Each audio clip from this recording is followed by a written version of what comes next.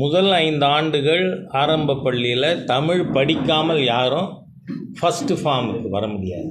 6th ஸ்டாண்டர்டுங்கிறது that was called first form 67. துரதிருஷ்டவசமாக அப்போ ஃபஸ்ட்டு ஃபார்முக்கு வந்தவன் ராஜா.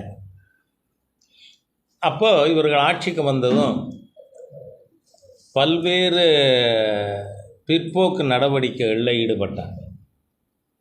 அறம் செய்ய விரும்பினா ஐயோ நல்லதெல்லாம் மாணவர்கள் சொல்லிக் கொடுக்கக்கூடாது, நம்ம ஆட்டையை போட விரும்புங்கிறதுக்காக ஆட்சிக்கு வந்திருக்கோம். அதனால் அதெல்லாம் எடுத்துட்டாங்க.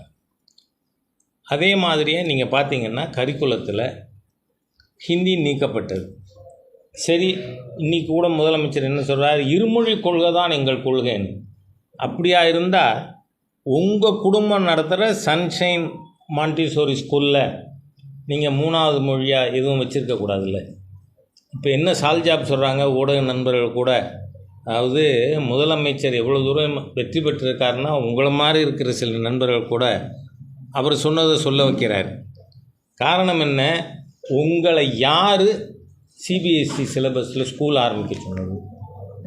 உங்கள் தகப்பனார் கொண்டு வந்த சமச்சீர் கல்வி இருக்குல்ல, நீங்கள் அதில் ஆரம்பிச்சிருக்கணும்.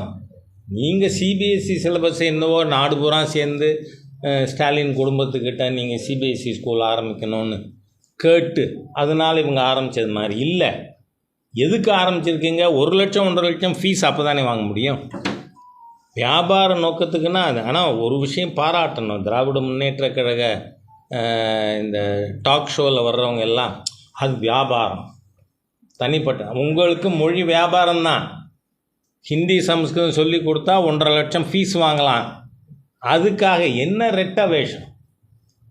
ஸ்டாலின் அவர்களுக்கு எள்ளு முனை அளவேனும் தமிழ் பற்று இருக்குமானால் உங்கள் சன்ஷைன் ஸ்கூலை நீங்கள் சமச்சீர் பள்ளிக்கூடமாக மாற்றுங்க. எத்தனை ஸ்டூடெண்ட் அதில் கண்டினியூ பண்ணுறாங்கன்னு பார்ப்போம்.